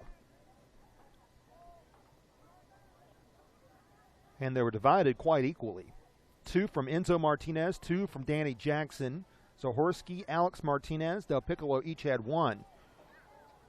And Ribeiro wound up with 1. This was almost an own goal. Dakota sent that ball in the air, and he nearly put it in his own net. Ribeiro had to make the save, and then it led to what you see there with Enzo Martinez almost chopping it in. Well, unfortunately for John Dakota, that brings up unpleasant memories, because he had an own goal in the first game of the year. In fact, FC Montreal's first ever game back on March 28th. He had an own goal in his pro debut against Toronto FC2. That was the second of the 2 Toronto goals that day. And he nearly had another own goal there. Dakota called off the ball by Jaffard, who's wearing the captain's armband tonight. That armband makes its way around quite often for this FC Montreal team. And then Jaffard, as he launched forward, took down Alex Martinez and is whistled for a foul. Del Piccolo didn't want, well, now the ball was kicked away by Masudi. Del Piccolo over that. We'll take a look at the foul here that was called on Jim Jaffard.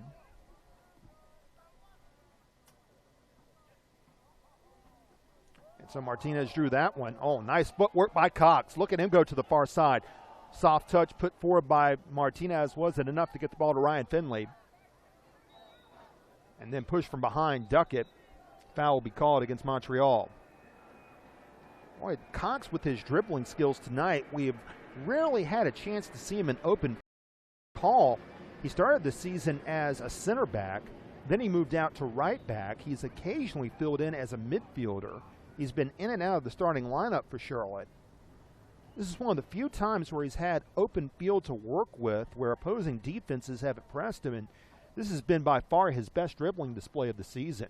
Good ball put in here by Dakota. Goes to the far box. Rigi corkscrews around. Has Cox on him. Out it goes to Cacher. 1-0, Charlotte with the lead. coming on a Danny Jackson goal in the 30th minute. And the ball off of Kisher to the far sidelines. I was corrected at halftime by one fan on Twitter when I mentioned last year's game with Liverpool visiting Bank of America Stadium. They played a team from the Italian League. It was not the Italian League team that I mentioned. I apologize for that. And you'd think I'd know that since I was in attendance at the very top of the stadium watching the game, but that's what a bad memory can do for you sometimes, or to you sometimes. Jerome flips the field. Noonan. Danny Jackson, the man of the hour. Duckett cuts to the midfield line, and they'll be tipped away and stolen. Here's Morelli launching out, and it's Ender Rigi with Jackson pressuring him, or Duckett pressuring him, and Duckett grabbed, shoved to the turf. No foul called, and it went off of Belial. Dakota looks in the box for a potential cross, puts it in, trying to get it to D.I. That was tipped away by Jerome. Kisher goes to Morelli on the right. Sliding tackle attempt. Cock got a head on it, and it hits the outside netting. And it's going to be the first corner of the night for Montreal as we come into the 54th minute of the game. Be the man to take it. 19-year-old who's a native of Algeria. Made his pro debut on March 28th in that aforementioned loss to Toronto FC. Kisher lines up. Big bodies come in, headed out by Jerome. Kisher will take it right back on the wing. Martinez clamps down on him. Trip up, and foul's going to, no, they're going to call a free kick here for Montreal as the foul will be whistled. Enzo Martinez can't believe that. He thought this was fine defense. Well, thus far, knock on wood, Alex Martinez has done a good job at making sure that he would not pick up his 5th yellow of the year. If he got a yellow tonight, he would miss next week's game against Rochester. And now we're going to have our first Montreal substitution of the game. And it looks like that Fabio Morelli will leave the game. And in will come Fred Lejean-Gravel. So here comes the native of Quebec in, Lejean-Gravel. The 22-year-old rookie will come in now. Lejean-Gravel, a dangerous player who has scored twice and has 2 assists. Free kick to the far side. Launched into the box, but it eludes everyone, including Jaffard, who had raced in. Charlotte now trying to charge back and launch a counter. Finley, good pass that got past Dominguez. Martinez puts it on his foot. This is Enzo to Alex, who'll barge into the box left side. Martinez has that attempt broken up and tipped away and stolen out by John Dakota. Del Piccolo stays with it, and it goes out of play. And we'll have another substitution. Here's that opportunity for Alex once again, and Dakota did a good job racing back. Charbonneau and Dakota race up to put up a shield, and that 1v2 situation didn't work out well. Looks like Danny Jackson now going to leave the game. He will leave the contest after scoring the goal. And it will be Carlos Alvarez coming in for him. This will be the second substitution of the game for Charlotte. So both forwards that started this game now coming out. Ryan Finley coming in for Zahorski, and now Alvarez coming in for Danny Jackson. Jerome couldn't win the ball. Coming forward, Lejean-Gravel to the right side. Good chip in the box. Making the turn, Rigi couldn't maintain control of the ball, though, and the ball is cleared out by Belial Duckett. Important pressure put on by Alex Martinez, who is the box-to-box midfielder tonight for Independence. And he made sure that Rigi did not get any on that golden opportunity into a goal that would have equalized this game. Masudi looks to chip it in for Di, but that was headed away. Nicely done by Del Piccolo, and it goes over the end line as Lampson couldn't quite come down with it. And Montreal will get its second corner of the evening. In the 57th minute, Danny Jackson's goal in the 30th minute has stood thus far 1-0 Independence. Cashier will launch another corner. Alvarez will come out to contest it. Goes up, Giffard gets a head on it, but it goes wide right. Matt Lamson, the Charlotte goaltender, has not been very busy this evening. He is yet to be credited with the save.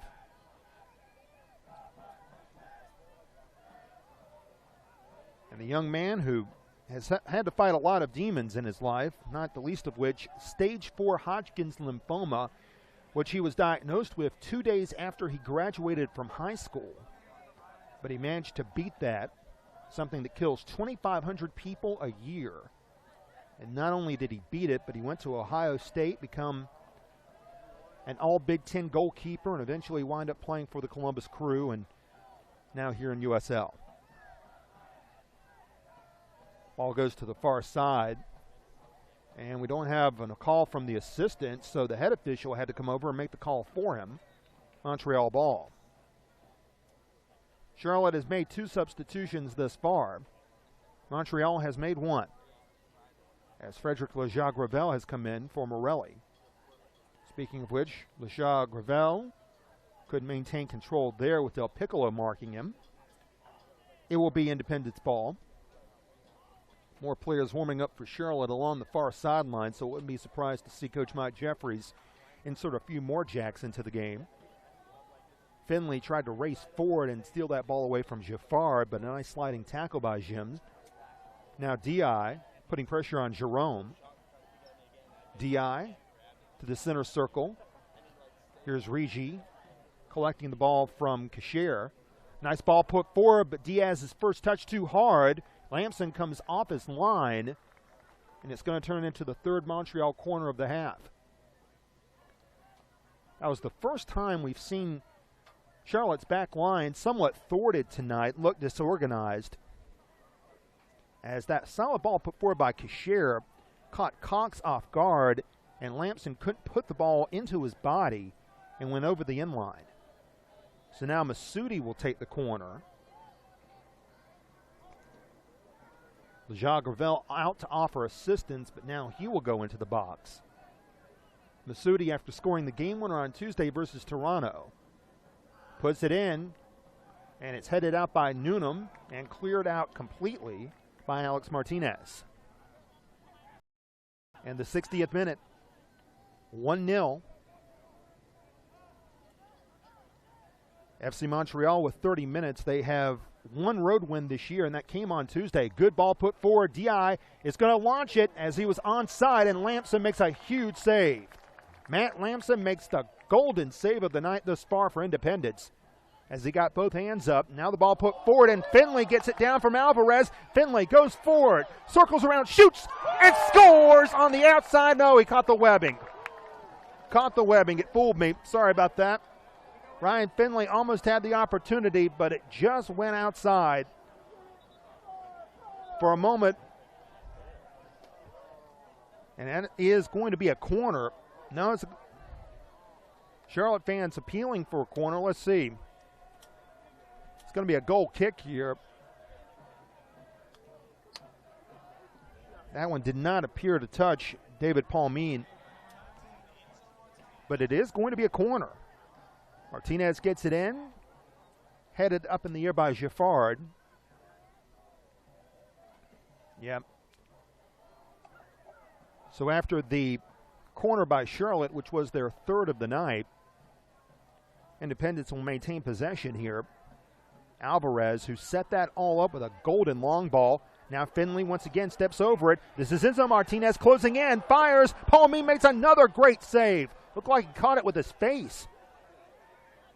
Rigi out to midfield. Boy, Palmine has stood on his head throughout the course of this game. Charlotte appealing for a handball on D.I., no call. And the ball goes out of play off Duckett. Oh, now the official overrules the call and says it's going to be Independence ball. Here's Palmine once again. Off this setup. Oh, it was set up perfectly. Enzo Martinez looking for a second goal. Got it with his forearm, actually. Came up high almost to his head that time, and Palmeen has been stupendous tonight. That was the 14th shot on net. Or actually, it's not the 14th shot on net, but the 14th shot of the game by Independence. It's the 9th that has gone on net. What an evening for Palmeen. DI back the other way. Got it from Giffard. Now Rigi at the top of the box. Jerome marking him, and it creates a turnover. Masudi couldn't get it. Zachariah has struggled to get touches tonight as Martinez intercepted that pass. And now we'll have another substitution for Montreal. It is going to be 46 coming in. And this is going to be Philippe Lincourt-Joseph. So Lincourt-Joseph goes in, and Cashier will go out. That's the second Montreal sub. They have 3 remaining. Less than 30 minutes to go in the game now, and Independence leads 1-0. Mastanabal Cashier goes out. Philip Lincourt-Joseph comes in, and he's got the ball right now. Had it stripped away from behind by Martinez. Down goes an Indy player once again. Another player goes down. Instead, the ball goes over the sideline. We're going to have an overruling here. Now we have a card that's come out. Who was that? It's going to be Dominguez with the card. Martinez was in the middle of that, and you can tell Mike Jeffrey's heart skipped a beat for just a moment there, because if that was the card against Alex, that would have been a suspension. But instead, it is Marco Dominguez who winds up with the card, his second of the year. Let's take a look at this spray one. You see Ribeiro coming forward. The sliding attempt by John Dakota. And it looked like something came after Dominguez wound up trading words with Finley, it looked like, and that is what created the card. So Dominguez with the caution. And with that, we have more movement by Montreal, and it appears we're going to, let's see here. Another player check in. As you see, Dominguez with the foul. Referee's taking a long time to unfold exactly what happened. That was the foul as it was drawn on Martinez, and apparently that was the card, and justifiably so. That was the card there, so it was not something that Dominguez said. It was that foul that Martinez wound up drawing. Now we've had a lengthy discussion here by the head official and the assistant as to whether there should be more there. Perhaps the referee was trying to determine if that yellow should be a red. Nope, now D.I. is going to get a yellow too. So D.I. picks up his second yellow of the season. Unclear exactly what caused that. But that yellow comes after considerable deliberation between the head official and the assistant referee. Philippe Effelroy, the Montreal head coach, getting word on what's going on. Doesn't appear he's satisfied with the explanation. So 2 bookings against Montreal there.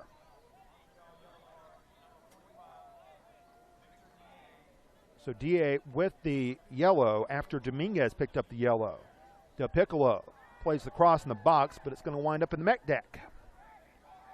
Some of the Montreal players were warming up during halftime, and they were taking penalty shots and shots from all sorts of directions, and several of the players wound up shooting balls that went to the mech deck, and that caused some members of Jack's militia to say, we like your health care and we need it, because if we wind up going to the hospital because of one of those loose balls, well, we'll have to pay for it. It's not the same as it is in Quebec. Here's Alvarez to Enzo Martinez. Duel goes forward, and it went off of Enzo, even though he thought it went off of Charbonneau. Thus far, only one shot on net for Montreal in the game. Overall, they've had 5. They only had 3 in the first half. Dominguez costs it up at midfield. Enzo Martinez, nice touch. Alvarez cuts across. Nice chip ahead. Finley knocked down without a call. Masudi managed to get his foot in there. Finley fell over it without a whistle. Ball cleared ahead. Duckett applies more pressure. Lincourt Joseph. D.I. now with it. He goes down, and there's no whistle. Ribeiro caused the tackle. Here's Jerome playing for Cox on the left side. 1-0 Charlotte. The goal came from Danny Jackson in the 30th minute on an assist from Enzo Martinez. Speaking of which, Enzo with the ball right now. D.I. picks that one off. Masudi with a long ball ahead. Nice sliding tackle made by Ben Noonan that time, who cut off any attempt at getting that feed ahead to D.I., who was onside. Now here's Jaffard. As we inch forward, and we're going to have another substitution for Montreal. This will be their 3rd. As we see that young fan enjoying action with his mother. And it's going to be Zachariah Masudi, who we told you has struggled tonight offensively. He will exit the contest. And coming in now, it's going to be Charles Dolly coming in. It's interesting that we've waited this long to see Charles Joly in the game. It was a mild surprise that he didn't start tonight. Here comes the 4th substitution of the night. It is going to be Zachariah Secunda coming in, the native of Ottawa. He'll replace John Dakota. The reason why it's somewhat surprising we've waited this long to see Joly is the fact that he had a hat trick against St. Louis and was the USL just 2 weeks ago. And here's a long pass ahead. Joly, speak of the devil, is offside just by a hair. Wasn't off by very much, and the service to him was more than adequate. So Secunda is in for Dakota, and Joly comes in for Masudi. Joly, the USL Player of the Week for Week 18 of the season, after he scored 3 goals against St. Louis FC.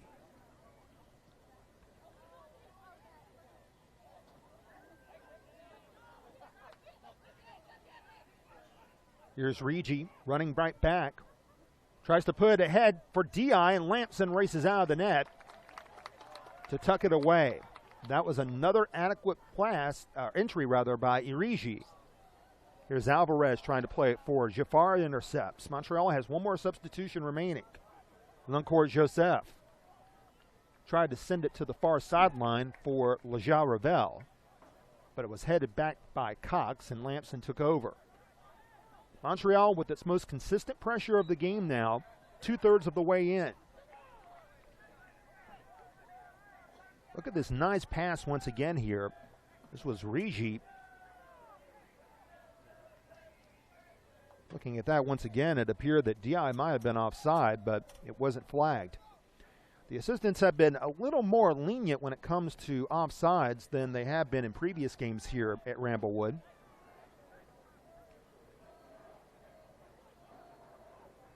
This is Jaffard.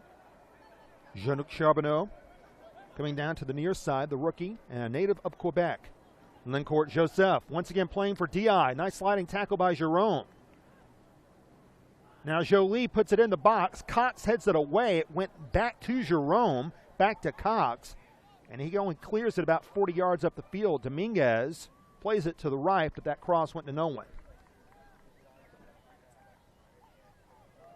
Again, a little bit disorganized on the back line. Jerome on that clear attempt from Cox actually got in the way of Cox, who was trying to get it up the field. Lincourt Joseph with another quality entry pass, as Montreal has managed to establish a better pace of play for themselves here. Here's Del Piccolo sending it away. Meli Temgia. Palmin. Kicks the ball 60 yards up the field, and we have an offside call. That is the third offside infraction against Montreal in the game. Charlotte has yet to be whistled for one. In the 72nd minute now, as Charlotte looks to draw within a point of St. Louis for 10th place in the USL Eastern Conference. They lead 1-0 after the goal by Danny Jackson in the 30th minute. Charlotte had one opportunity after another in that first half.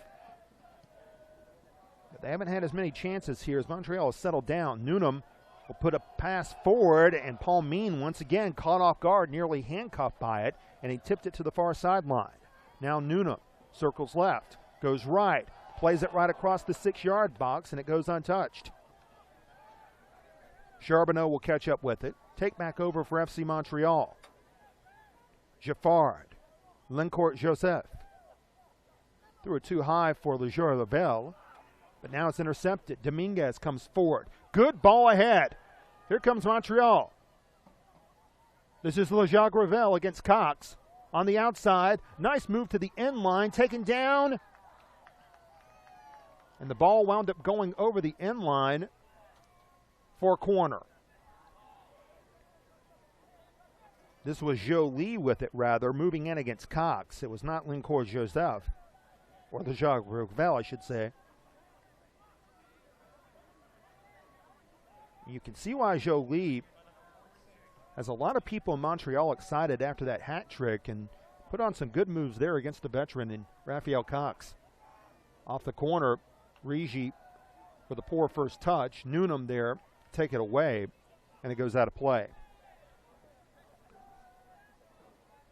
Charlotte can't have a night, and Montreal has been the aggressor over the course of the last 20 minutes or so. It all started after the one save that Matt Lampson has had to make tonight in net, after Montreal failed to get a shot on target in the first 45 minutes. Alvarez plays to the right. Newnham is there. 1-0 Charlotte, almost 75 minutes in. Here's Lincourt Joseph. DI with it now. Secunda comes forward, charging down the left wing. Duckett tips it away. DI maintains possession here for FC. DI in a 1v2. Drops it off Secunda, broken up by Del Piccolo. And now here comes Alvarez. Unable to get it forward because Dominguez, the defensive midfielder, comes forward and works hard against Enzo Martinez. Lincourt Joseph. Rigi dives in. Taken down, foul will be called, and that's going to be a card.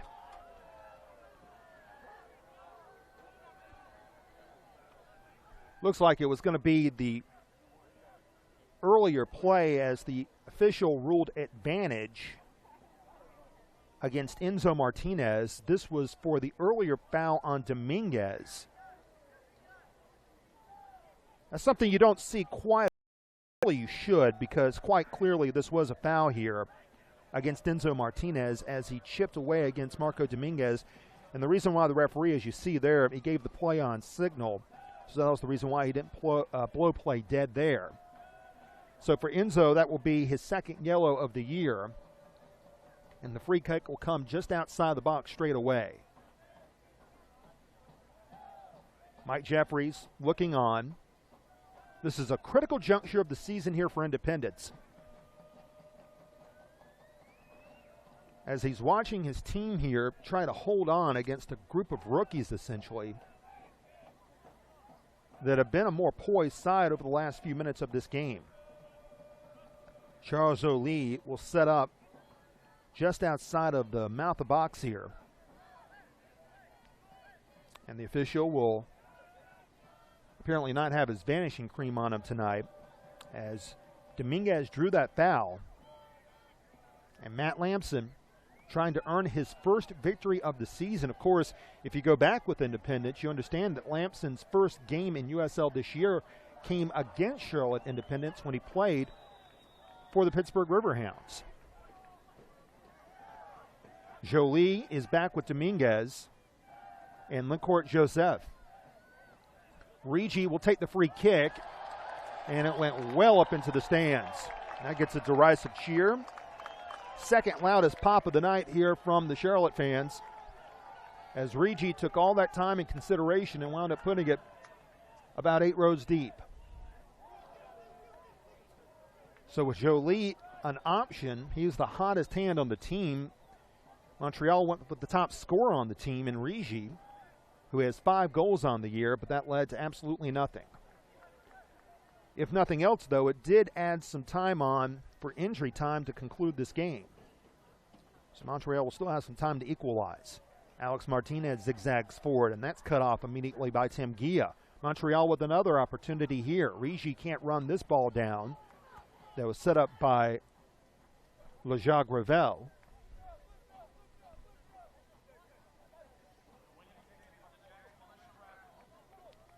Earlier this year, FC Montreal did have a late tying goal against the New York Red Bulls 2 in New Jersey. That was a 2-2 tie for them, a point where they desperately needed one. Secunda, Giffard to the right. Lampson will come out and catch this one.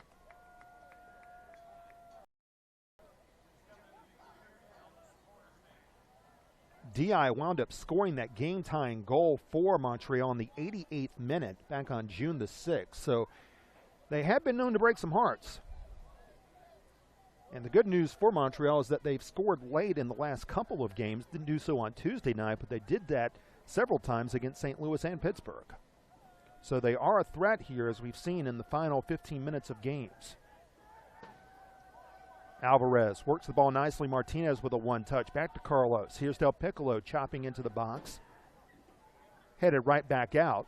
Taken back over by Alvarez now. Puts a soft left boot to it, a poor pass, and it's cleared up the field. Jerome runs for it. DI was the intended receiver. Out of bounds to FC Montreal. Here's Jolie now running to the right. Tripped up. No whistle. DI comes forward. Races into the box. And Duckett nearly overran it, and with his outstretched leg, just managed to poke it. Here's a long pass forward. Nicely done. Finley runs out of the box. Palmine puts it into the parking lot. And I mean the parking lot. That one wound up striking a Toyota. Finley had a golden opportunity off an excellent pass by Alex Martinez. But Palmine denied him the opportunity, racing well off his line at about 5 yards out of the box.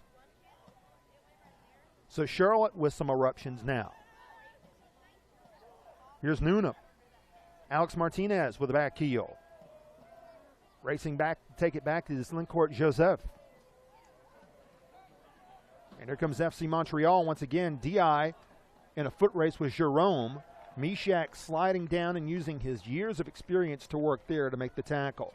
Jerome in his 6th season, who actually was signed by the Montreal Impact last year. He was an Impact player, was Mishak for all of 3 weeks, signed his contract, and then during preseason, after a few friendlies, he was cut just before the MLS season began.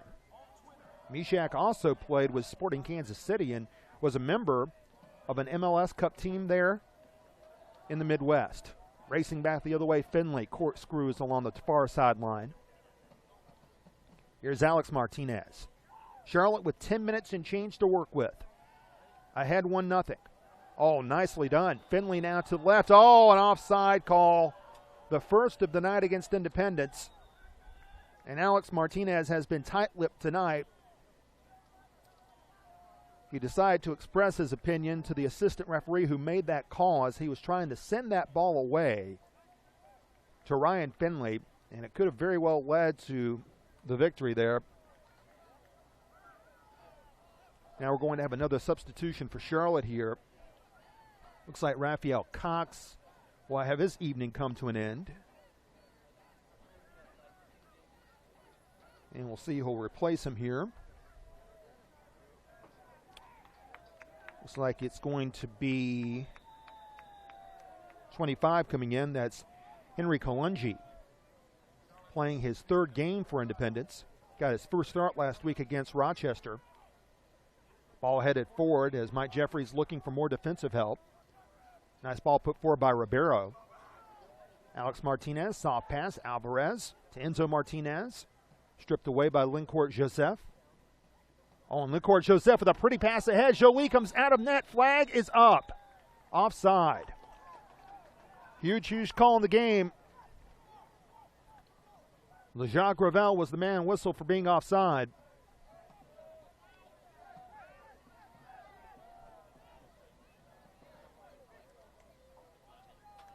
Again, a nice job done by Montreal's midfield, which has had a frustrating evening. And Lincourt Joseph has brought a lot of stability to that midfield passing. Speaking of good passing, here's a nice one ahead. Overlapping run. Oh, nicely done to Finlay, but it was stripped away from behind. Alex Martinez looking for his first assist of the year, and it was broken up from behind very nicely by Tamgia, who made the sliding tackle that ruined that opportunity for Ryan Finlay to cash in on what would have been his if he were to strike it. Palmine has been excellent in net tonight for FC Montreal. Now Martinez on what will be the fourth Charlotte corner of the game in the 84th minute. Delves in, goes over the head of Jolie, racing for Del Piccolo, and he saves it to chip away at the clock here. Del Piccolo. Take a look at it once again here. Martinez ran right around Jaffard. Charbonneau came in, and it was Tamgia who made the sliding tackle there that may have saved the chance for Montreal to stay in this game.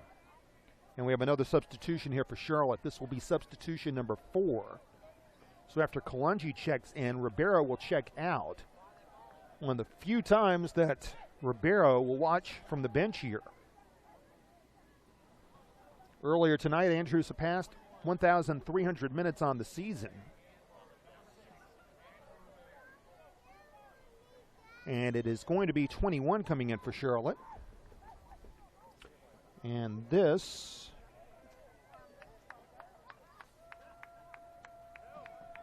is their most recent signee. Oh, no, it's not. It's Mamadou Kassé who comes in. Mamadou making a rare appearance. Here's Del Piccolo to the right. Alvarez, Del Piccolo to Enzo Martinez. Charlotte more concerned with running out clock now than anything else. Errant pass there by Alvarez. It's intercepted by Jaffard. Here comes Lincourt Joseph. D.I. right of the field. D.I. runs forward. Good contest made by D.I. there, or excuse me, by Mamadou. And the ball cleared up the field. Charlotte has one substitution remaining, as does Montreal. D.I. keeps it in. Mamadou Kassé marking him. Running to the right side. Here's the chance for LeJacques Ravel, and the save is made. A huge one there. Matt Lamson made a big save. And both opportunities that have come on net tonight for Montreal have been right to Lamson, who has made both saves. Long run ahead. Finlay tracks it down as he works against Tamgia.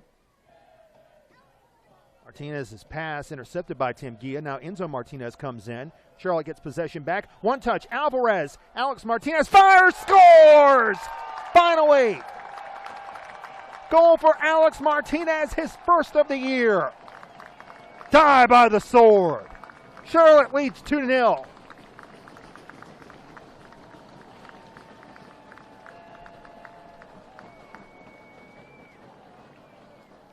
Alex Martinez has created several opportunities over the last few minutes, and he finally scores his first goal of the year. We'll take another look at it here.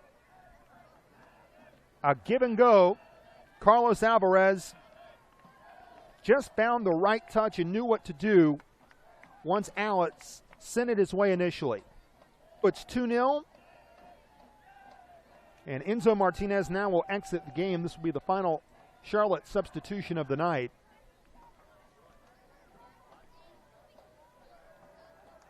Charlotte will send in Jack Thompson for Enzo Martinez. So for Carlos Alvarez, that will be his first assist of the year.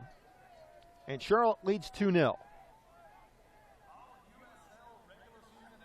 Well, considering that Charlotte has not scored, or at least came into this game having not scored a goal without Jorge Herrera in the lineup, this will be a result that will satisfy Coach Mike Jeffries. And Alex Martinez, after waiting a long, long time to score his first goal of the season, he waited 16 games, actually 15 games and 86 minutes, finally gets one on the assist from Carlos Alvarez on the give and go. Now Alvarez with it once again. Lead pass ahead. Finley is onside. He'll reach down against Palmine. Puts it outside. He'll fire it in. Now circles it back. The shot by Thompson just goes wide. It was poked free by Charbonneau, who sent it over the end line. Finley had his angle taken away from him there very nicely by Palmine. As you'll see here, Palmine did all the things you're supposed to do in that situation, and so Thompson had a chance for his second goal of the year, but Charbonneau denied it. Now Montreal will have its final substitution of the game,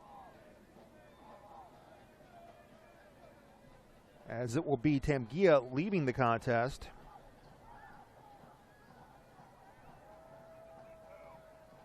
And it is 62 coming in, Nazim Belgundos.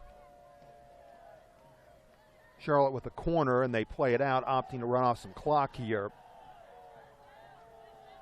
With Independence leading 2-0, and for all the work that Palmine has done in net tonight, it could have been as many as 4 or 5.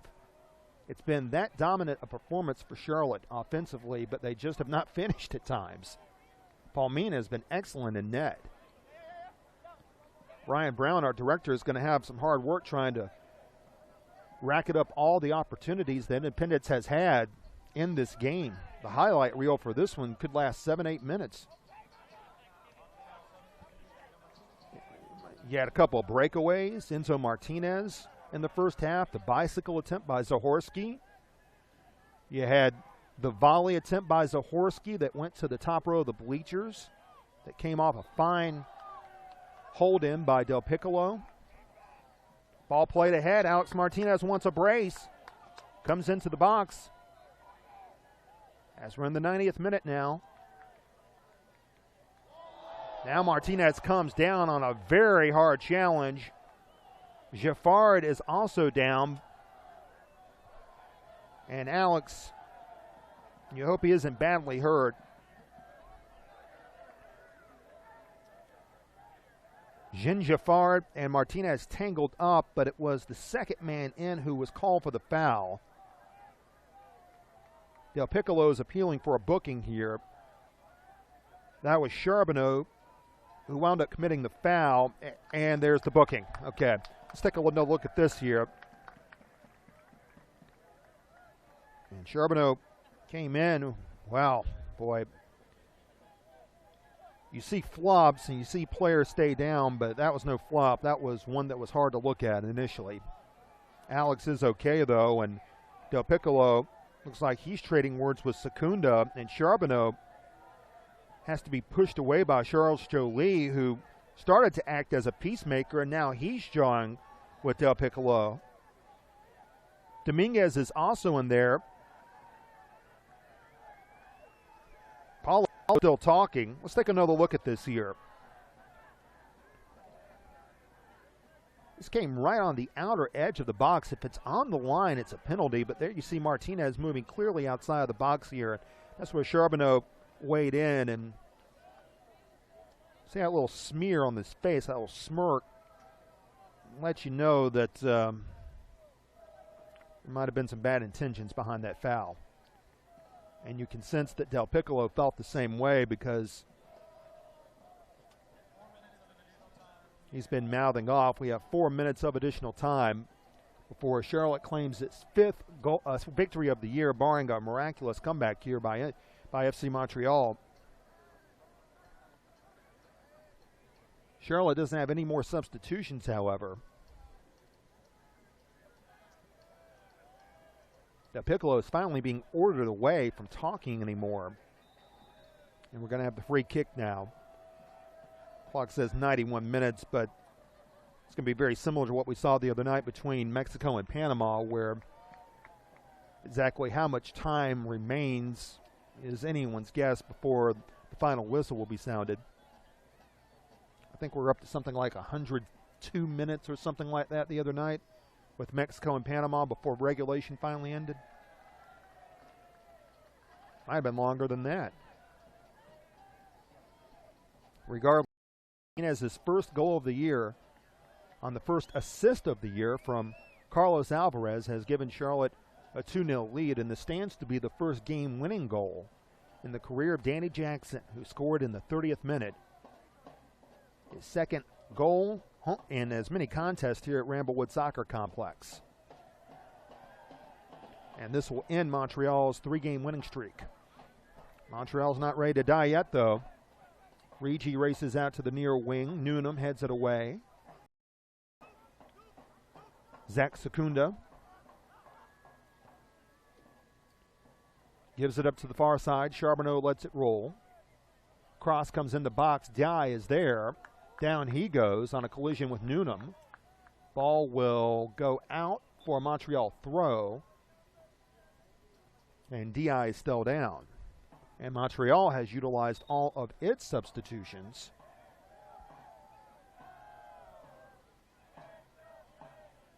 And so the referee will hold up his clock as he's the one keeping time on the field now. That's the only active clock that's running. The scoreboard has been stopped, and Di is still down, and now trainers will come out for FC Montreal to attend to him.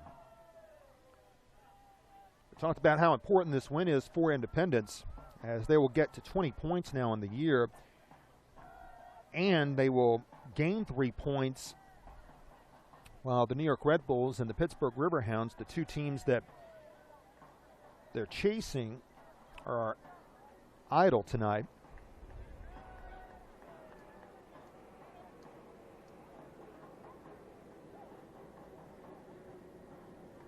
Take a look at this one again here. Not sure exactly what happened, but right away Newnham came up holding his chest, and Di, who had a ill-looking glance toward the direction of Newnham, walks off the field. So it looks like FC Montreal is going to have to play with 10 now, as Di is going to. Perhaps he suffered a facial injury. Speaking of which, Charlotte's starting goalkeeper at the beginning of this season, John Berner, should be back soon. It's just a question of whether, oh, well, that's the reason why he's holding his face. He was wearing the crimson mask, as Gordon Soley used to say, in championship wrestling from Florida days, cut above his right eye. So he's off the field. Montreal will finish out this game with 10 players. Secunda's pass, and that's going to do it. Well, that was far from 4 minutes of added time, but Charlotte won't argue a bit, as Independence manages to end a 3-game winless streak, and they end Montreal's 3-game winning streak in an important one here tonight at the Ramblewood Soccer Complex, as Charlotte gets an assist from that man Carlos Alvarez. And how about the job done by Matt Lamson, a story you can't help but smile about, earning his second clean sheet in as many weeks. In fact, his second clean sheet in 6 days. The man who survived stage 4 Hodgkin's lymphoma at the age of 18 earns his second straight shutout as a member of Charlotte Independence in net, as Independence downs FC Montreal tonight behind goals from Danny Jackson and Alex Martinez. Independence 2, Montreal 0. We'll come back with highlights of this game and lots more as Charlotte picks up its 5th win of the year, all of which have come at home as they down FC Montreal 2-0. Stay with us.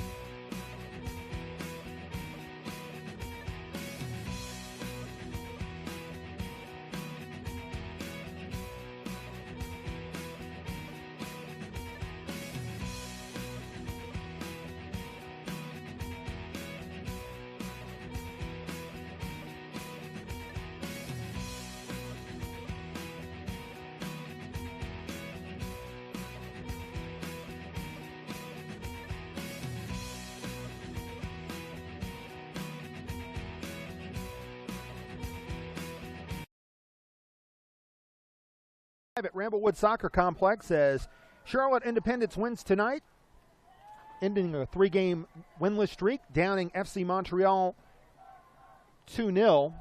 And even though Charlotte only had 2 goals in this game, they did not lack for opportunities as some of the Charlotte players, Raphael Cox, a few others, Lyle Duckett was out there earlier, slapping hands on the mech deck with Jack's Militia, who are witness to this contest. This is only the second game in which the mech deck has been open, and in fact the entire stadium was open for seating tonight for the first time since they started playing here at Ramblewood Soccer Complex.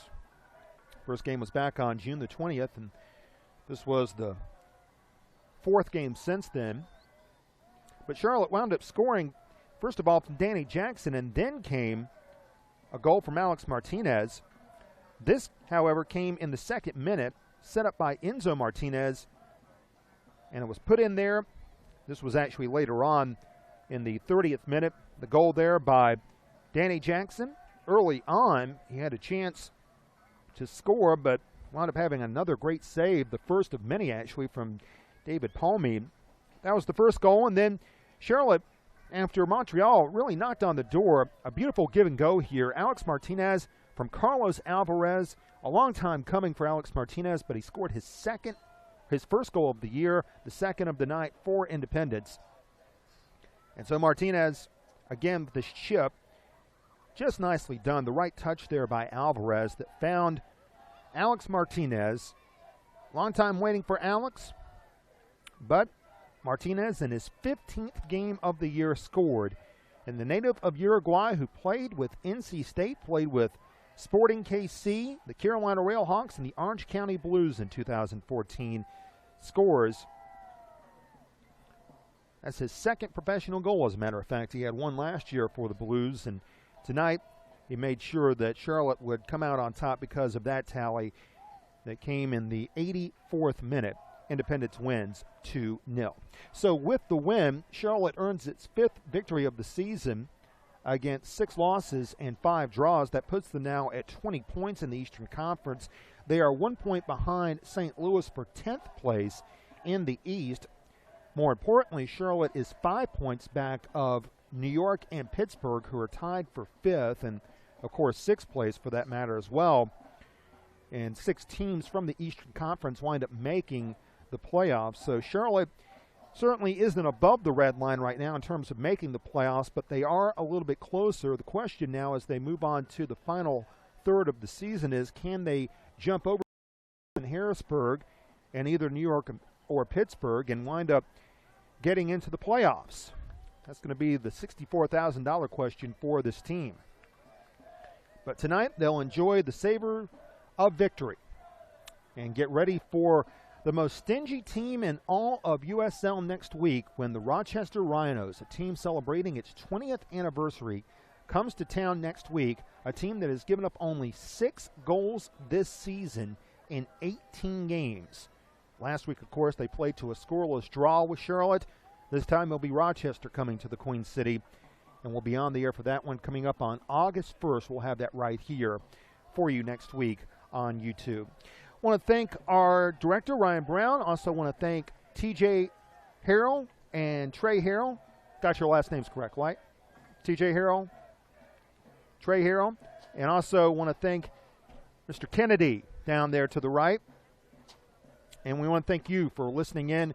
Our camera crew did a fantastic job here tonight. We thank you for tuning in to YouTube as Danny Jackson gets his first ever game-winning goal on the assist from Enzo Martinez. And Alex Martinez scores his first goal of the season as Charlotte downs FC Montreal tonight 2-0 here at Ramblewood Soccer Complex. Good night from the Queen City.